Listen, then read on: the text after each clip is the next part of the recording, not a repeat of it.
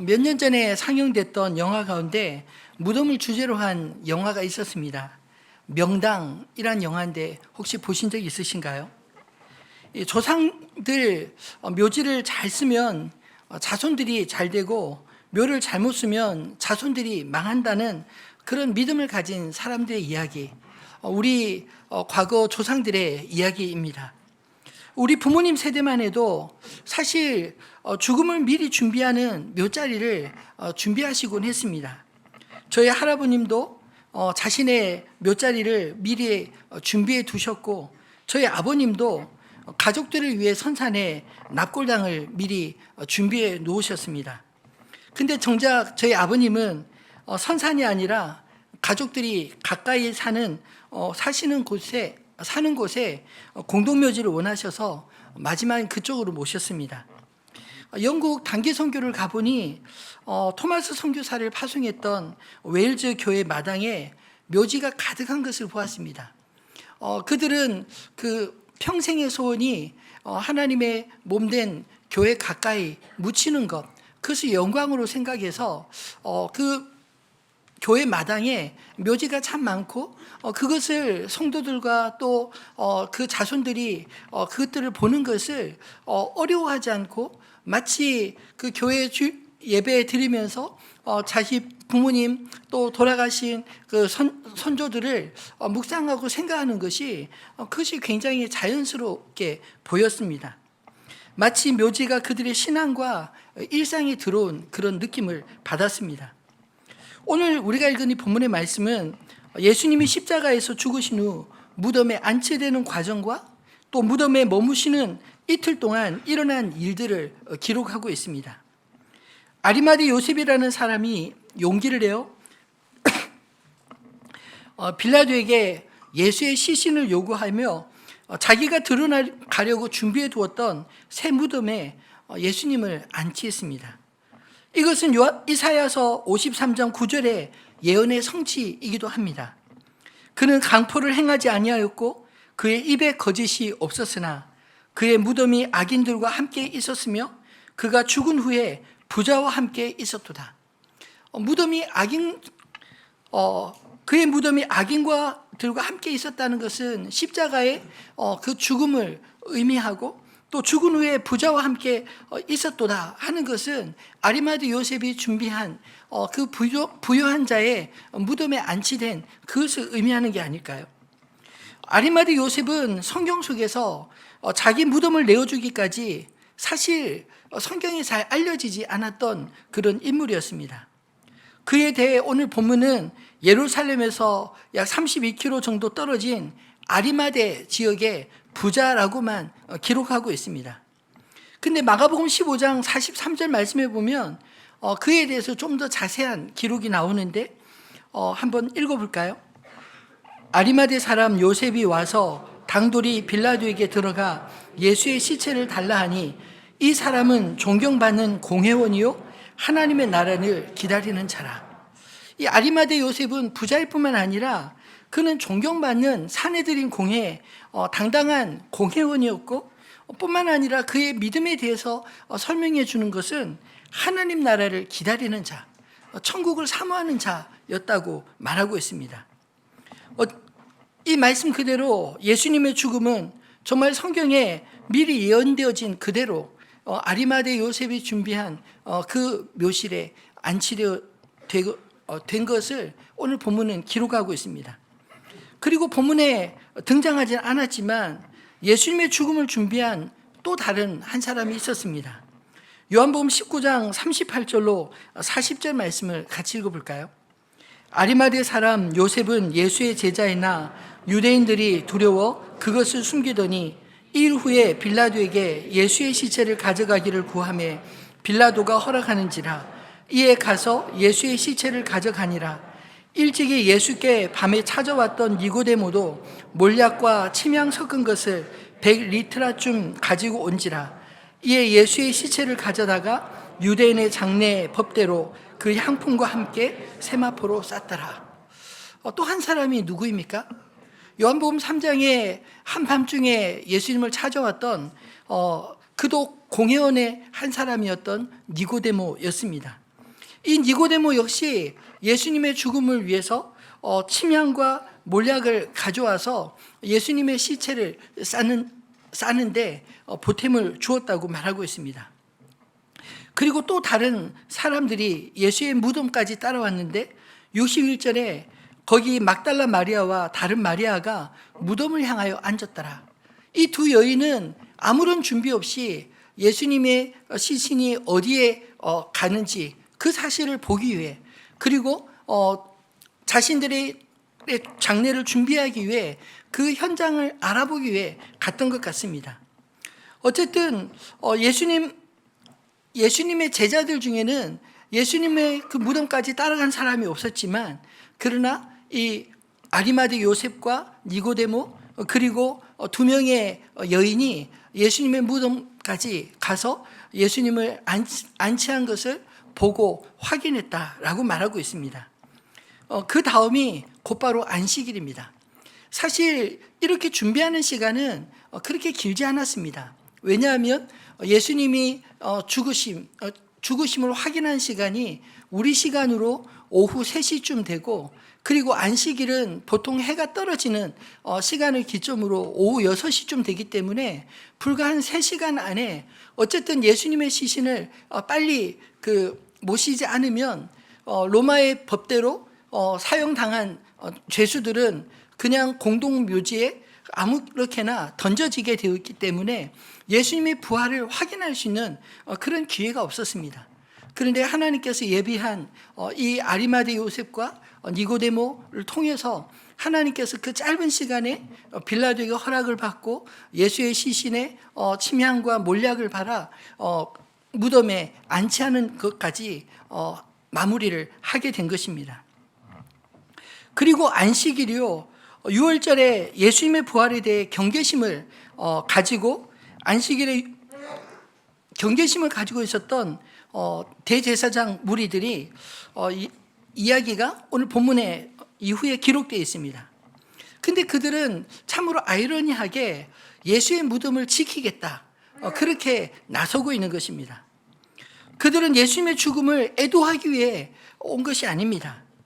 예수님이 생전에 주장하신 말씀이 이루어질 것에 대한 두려움으로, 그리고 사흘이 지나도 예수님의 주장대로 깨어나지 않는다면 그의 주장이 거짓임을 증명이라도 하기 위해 무덤을 지켜야겠다라고 생각한 무리들이었습니다.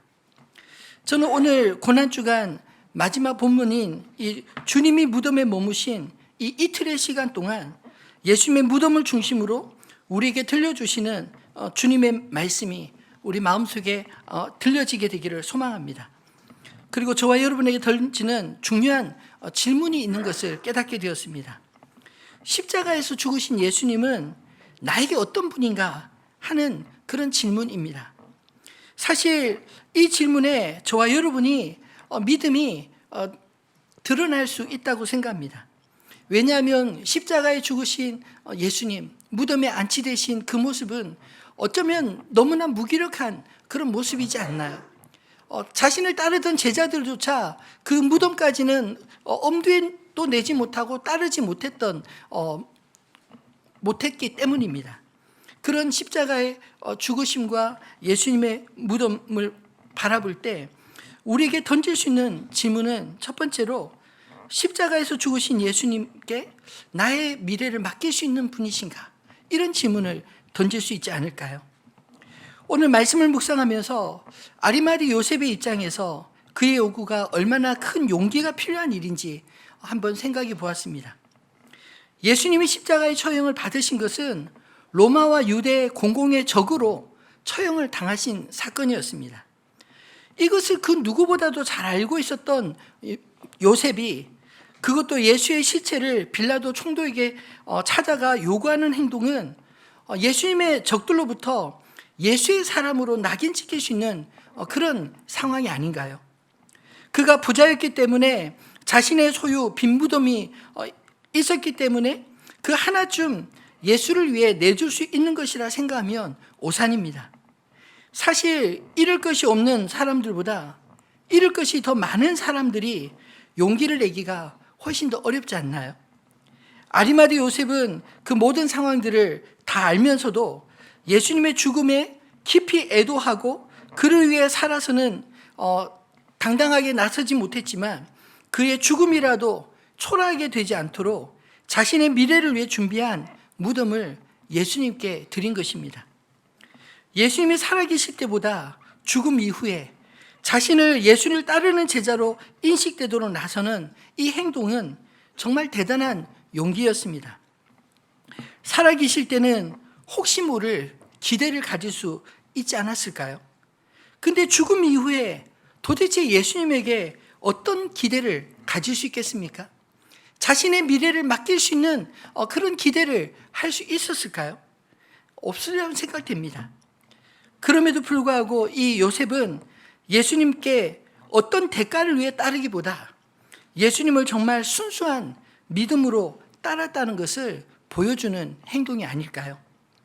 예수님의 시체를 수습해서 그에게 돌아올 수 있는 것은 어쩌면 유대 사회에서 매장당할 수도 있는 그런 일이었지만 아리마대 요셉은 자신의 미래를 자신의 무덤과 함께 예수님께 내어드린 것입니다. 무덤은 본래 죽은 사람의 시체를 보관하는 곳으로 그의 과거를 묻는 것이 아닌가요? 근데 오늘 본문의 무덤을 묵상하면서 이 예수님의 무덤은 과거가 아닌 미래를 보관하는 곳으로 느껴졌습니다. 아리마대 요셉이 자신의 죽음을 위해 준비한 새 무덤은 자신의 미래를 위한 준비였기 때문입니다. 예수님께 자신의 무덤을 내어드린 것은 바로 자기가 준비한 자신의 미래를 내어드린 것과 같은 것으로 보여지지 않습니까? 더군다나 이 무덤을 내어드린 이후로 자신의 미래가 예수의 제자라고 낙인 찍힐 수 있는 그런 상황에서 말입니다. 자기가 들어갈 무덤을 주님을 위해 대신 내어드렸을 때 그의 무덤은 빈 무덤이 되었습니다. 무슨 말인가요?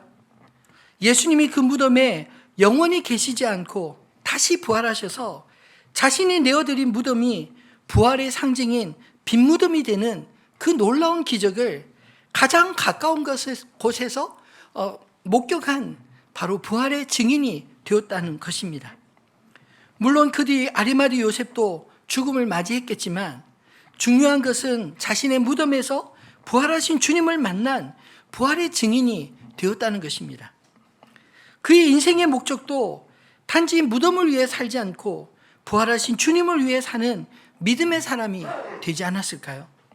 이 얼마나 위대한 일입니까? 우리는 미래를 위해 우리 자신의 미래를 위해 얼마나 많은 것들을 준비하나요? 결코 가져갈 수 없는 것들을 위해 얼마나 많이 애쓰며 준비하고 있습니까? 그러나 예수님께 아리마대 요셉이 내어드린 자신의 무덤은 주님이 잠시 머물다 가심으로 그의 인생의 방향을 바꾸어 놓았습니다. 단지 인생의 목적이 무덤에 있는 것이 아니라 무덤 너머에 있는 것을 볼 수 있는 믿음의 눈을 뜨게 된 것입니다. 비록 예수님을 향한 존경과 애정으로 내어드린 자신의 무덤이었을지 모르지만 그것을 통해 그가 얻었던 것이 더 많지 않았을까요? 예수를 따라다니던 제자들도 보지 못했던 부활의 영광을 자신이 내어드린 예수의 무덤에서 더욱 깊이 발견할 수 있었기 때문입니다. 자신의 무덤을 빈 무덤으로 만드신 부활하신 주님을 만날 수 있는 그 영광을 아리마대 요셉이 누린 것이 아닐까요? 우리의 무덤을 빈 무덤으로 만드실 주님을 향한 믿음으로 두려움을 이기는 믿음의 선택들을 쌓아가는 저와 여러분 되시기를 주님의 이름으로 축원합니다. 두 번째로 십자가에서 죽으신 예수님은 나의 과거도 맡길 수 있는 분이십니다. 저는 말씀을 묵상하면서 예수님은 우리의 과거조차 맡길 수 있는 분이심을 문득 깨닫게 되었습니다. 오늘 본문을 읽으면서 참 아이러니한 사실을 발견하게 됩니다. 십자가의 죽음을 목격한 제자들조차 정신을 놓고 부활하실 거란 예수님의 말씀을 잊은 채 숨어 지내고 있었는데 예수님이 십자가에서 죽으시고 사흘 만에 부활할 것이라는 말씀을 기억한 사람들이 있었습니다. 그들은 다름 아닌 예수님을 죽음으로 몰아넣는 데 성공했던 대제사장들의 무리였습니다. 그들은 어쩌면 제자들보다 예수의 부활이 더 신경 쓰였는지 모릅니다. 왜냐하면 예수가 정말 그 주장대로 사흘 만에 부활하면 더 이상 예수를 막을 수 있는, 예수를 저지할 수 있는 그런 명분도 그런 능력도 없는 것을 그들이 알았기 때문 아닐까요? 적어도 그들이 예수를 십자가에 못 박도록 한 모든 행동이 악한 것이고 거짓인 것이 예수님의 부활을 통해서 다 드러나지 않겠습니까? 그래서 그들은 예수님의 부활을 어떻게 해서든지 막아야 했습니다.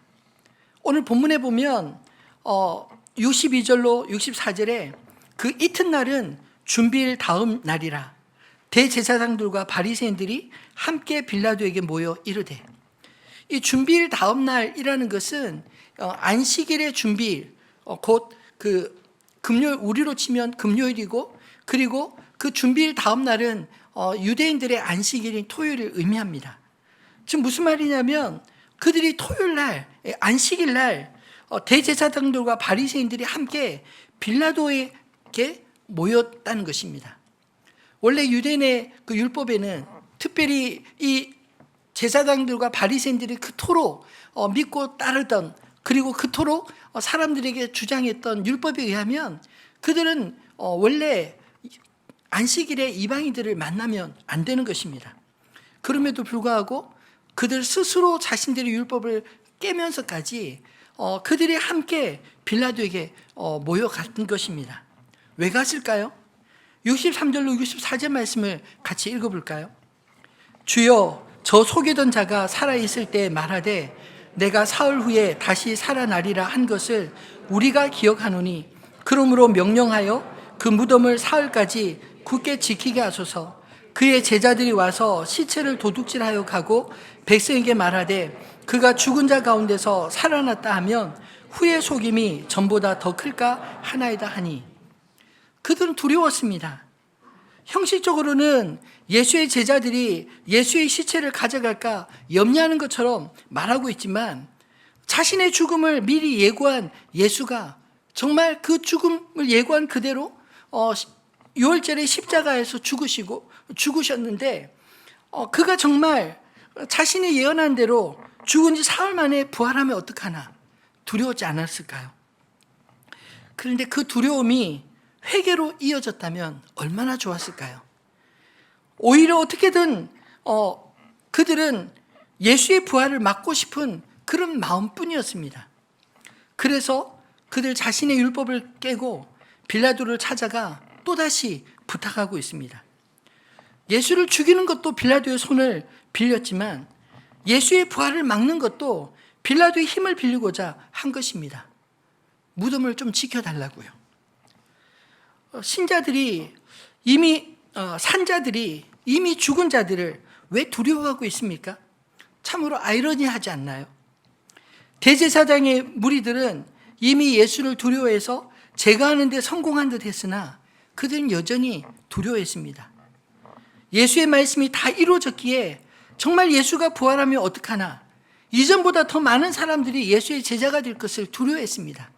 자신들의 권위, 자신들의 위치는 더 많이 흔들릴 것이기에 두려워했습니다. 그들은 예수가 살아있을 때도 두려워했지만 죽은 후에도 여전히 두려워했습니다. 그 두려움의 실체는 도대체 무엇이었을까요? 그들이 무덤을 지킨 것은 도대체 무엇을 지키고자 함이었을까요?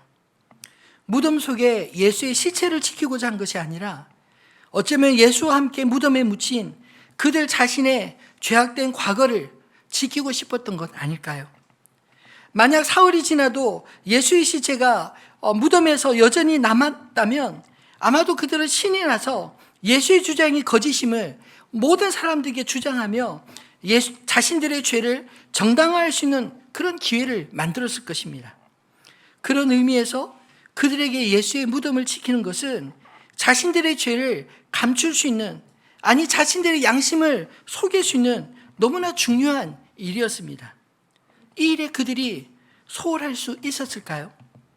안식일에 이방인을 만나는 것을 불결하게 생각했던 종교 지도자들이 자신들의 계명을 스스로 어기면서까지 빌라도를 찾아가 사정한 것은 그만큼 그들에게서 예수의 부활을 막는 것은 사활이 걸린 문제였기 때문입니다. 예수의 부활이 사실이 아님을 밝힐 수만 있다면 자신들의 죄도 덮고 예수를 따르는 제자들이 입을 막을 수 있는 절호의 기회로 여겼기에 빌라도에게 떼지어 찾아간 것입니다. 종교 지도자들의 입장에서 예수님의 무덤을 지키는 것을 재해석해 보면 결국 자신들의 과오를 지키고자 하는 것 아니었을까요? 자신들의 양심, 자신들의 판단이 틀리지 않았다는 것을 증명하고 싶었지 않았을까요? 죄 없으신 분을 십자가에 못 박아 죽였던 그 죄를 인정하고 싶지 않았기 때문 아니었을까요? 우리 안에도 누구든지 어느 누구에게도 알리고 싶지 않은 숨기고 싶은 죄들이 하나쯤은 있지 않습니까? 그렇게 해서 과거를 감출 수 있을까요? 대제사장의 무리가 예수의 부활의 말씀을 기억하고 부활을 막을 군병들을 세웠으나 그 군병들을 통해 오히려 부활하셨다는 소식을 들었을 때 그들이 정말 눈물을 흘리며 뉘우칠 수 있었다면 얼마나 좋았을까요? 근데 오히려 그 뒷장에 보면 그들은 그 군인의 죄를 묻지도 따지지도 않고 그들에게 오히려 돈을 주어 예수의 시체를 제자들이 가져갔다고 거짓말을 시중에 퍼뜨리게 했습니다. 참 이상하게도 사람들은 죄를 지으면 계속 그 죄에서 헤어나지 못하는 그런 경향이 있는 것 같습니다. 거짓말을 한 번 하기는 참 어렵지만 한 번 거짓말하고 나면 그 거짓말을 덮기 위해서 또 다른 거짓말을 하는 것은 계속 이어지게 되는 이유 아닐까요? 대제사장들의 무리도 그런 잘못에서 돌이키지 못했습니다. 예수님은 그 당시 종교 지도자들의 이런 이중성을 이미 아시고 미리 말씀하신 적이 있습니다. 마태복음 23장 27절 말씀에 보면 화 있을진저 외식하는 서기관들과 바리새인들이여 회칠한 무덤 같으니 겉으로는 아름답게 보이나 그 안에는 죽은 사람의 뼈와 모든 더러운 것이 가득하도다. 겉과 속이 다른 사람들, 겉은 화려하게 의롭게 보이려고 꾸미나 사실은 그만큼 속이 썩어 문드러졌기 때문에 냄새나기 때문에 그렇게 겉을 화려하게 꾸몄던 것은 아닐까요? 예수님의 그런 지적을 그들은 받아들일 수 없었습니다. 그래서 자신의 내면의 썩음을 감추기 위해 예수를 죽여야 했던 것이 아닐까요? 그러면 만약 예수님의 십자가의 죽음을 통해서 자신의 죄를 깨닫게 되었다면 예수님은 그들을 어떻게 하셨을까요? 저는 믿기로 그들이 비록 예수를 죽음에 이르도록 몰아갔다 할지라도 십자가의 죽음 앞에서 자신의 죄를 직면하고 바라볼 수만 있다면 부활하신 주님은 그들의 죄도 용서하셨으리라 믿습니다. 사도 바울도 사실 예수님의 죽음에 가장 앞장섰던 청년이 아니었습니까? 그런 그도 부활하신 주님이 찾아가시고 그를 구원하셨습니다. 바울은 이 사실을 깊이 깨닫게 되었을 때 하나님의 사랑을 이렇게 표현하고 있습니다. 로마서 5장 8절 말씀을 같이 읽어볼까요? 우리가 아직 죄인 되었을 때 그리스도께서 우리를 위하여 죽으심으로 하나님께서 우리에 대한 자기의 사랑을 확증하셨느니라. 아멘. 하나님의 사랑은 우리가 구원받을 만한 자격을 갖추었을 때 우리에게 찾아오셔서 구원하신 것이 아니라는 것입니다. 그럴 것 같으면 주님이 이 땅에 오셔서 십자가를 지실 이유가 있었을까요? 주님이 십자가를 지신 것은 이 대제사장의 무리의 죄악을 포함해서 제자들의 모든 죄와 모든 인류의 죄악을 친히 담당하신 것임을 믿으시기 바랍니다. 복음은 그래서 우리의 허물과 죄악까지, 우리의 부끄러운 과거까지 주님 앞에 맡기라고 하는 것입니다. 예수님의 십자가는 그런 의미에서 우리의 의를 드러내는 것이 아니라 우리의 죄를 드러내면서 동시에 우리를 구원으로 이끄시는 위대한 하나님의 사랑을 증명하신 죽음의 도구 아니었을까요? 바라기는 주님 앞에 믿음으로 나의 과거까지 십자가에 못 박아 죄에 대하여는 죽고 의에 대하여는 그리스도와 함께 살아나는 은혜를 누리는 저와 여러분 되기를 주님의 이름으로 축원합니다. 말씀을 맺겠습니다. 우리의 미래는 무덤에 갇힌 것이 아니라 무덤 너머에 있는 것을 믿으시기를 바랍니다.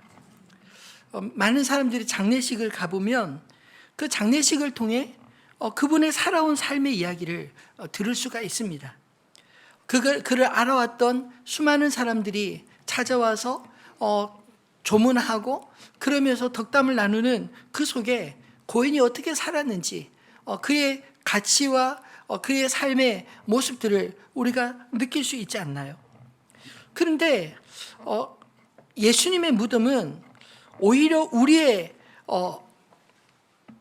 미래와 과거의 이야기를 저는 보여준다고 생각합니다.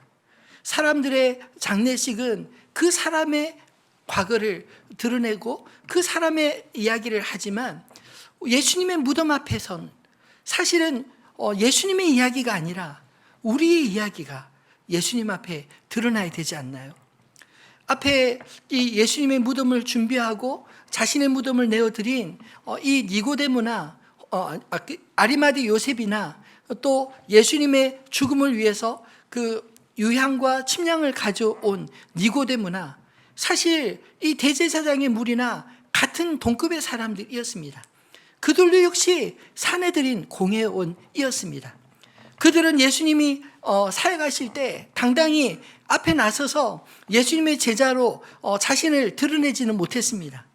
그리고 예수님의 죽음 앞에서도 그들은 아무런 소리도 못 내는 소수의 의견이었을지 모릅니다.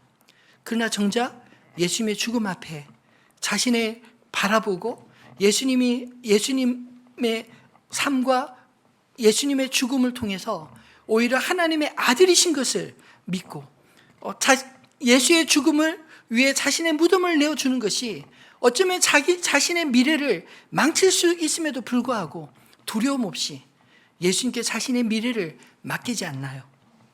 그래서 그들은 오히려 부활하신 예수님을 자신의 무덤을 통하여 확증을 얻는 그런 믿음의 사람이 된 것이 아니겠습니까? 반면에 예수님이 부활하실 거라는 사실을 인지했지만 그것을 준비하기는커녕 오히려 부활을 막아서는 대제사장의 무리도 있었습니다. 그들은 분명히 주님께서 주실 수 있는 기회가 있었음에도 불구하고 그런 기회를 끊임없이 그 기회를 놓치고 있지 않나요? 사랑하는 성도 여러분, 우리 모두가 예수님의 십자가 앞에서 사실은 당당할 수 있는 사람이 아무도 없다고 생각합니다.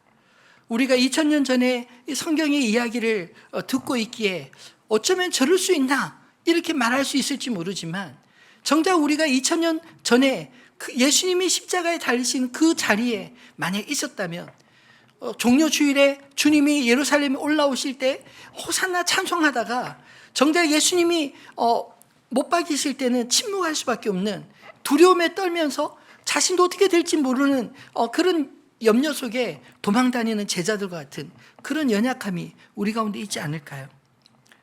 그런 자들이 모두 예수님의 십자가와 예수님의 무덤 앞에 서 있는 것입니다. 그런데 예수님의 이 무덤 앞에 우리의 삶을 정직하게 돌아볼 수 있게 되기를 소망합니다. 과연 예수님의 무덤 앞에 아리마디 요셉과 니고데모처럼 자신의 미래를 맡길 수 있는가? 그리고 예수님의 무덤 앞에 비록 자신의 과오를 깊이 있었지만 깨닫고 자신의 과거까지도 주님 앞에 죄사함을 구할 수 있는가? 그런 자들은 주님이 구원하실 줄로 믿습니다.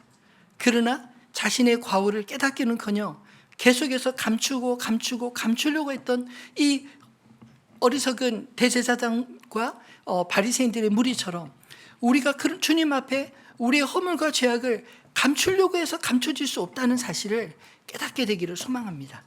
그렇다면 어떻게 해야 할까요? 십자가 앞에 조용히 나아가야 합니다. 무덤 앞에 조용히 주님의 말씀을 믿고 기다려야만 합니다. 예수님이 십자가에 죽으시고 무덤에 갇히신 그 이틀 동안 성경은 아무런 일도 일어나지 않은 걸로 보입니다. 그러나 그 무덤 앞에서 오늘 본문에서 보여주는 여러 사람들의 행동이 예수님의 부활 앞에 우리가 어떤 모습으로 서게 되는지를 보여주는 것이 아닐까요? 아니 우리의 미래와 우리의 과거에 대해서 주님 앞에 어떻게 서야 될지를 오늘 이 말씀이 우리에게 던져주는 메시지가 있지 않습니까? 바라기는 우리의 미래가 무덤에 있지 않기를 소망합니다. 우리의 미래가 무덤 넘어 주님이 바라보신 영광스러운 하나님 나라를 우리도 함께 바라보며 이 땅에서의 삶이 전부인 것처럼 살지 않고 오히려 주님과 함께 영혼을 사모하는 믿음의 사람들 다 되시기를 주님의 이름으로 축원합니다.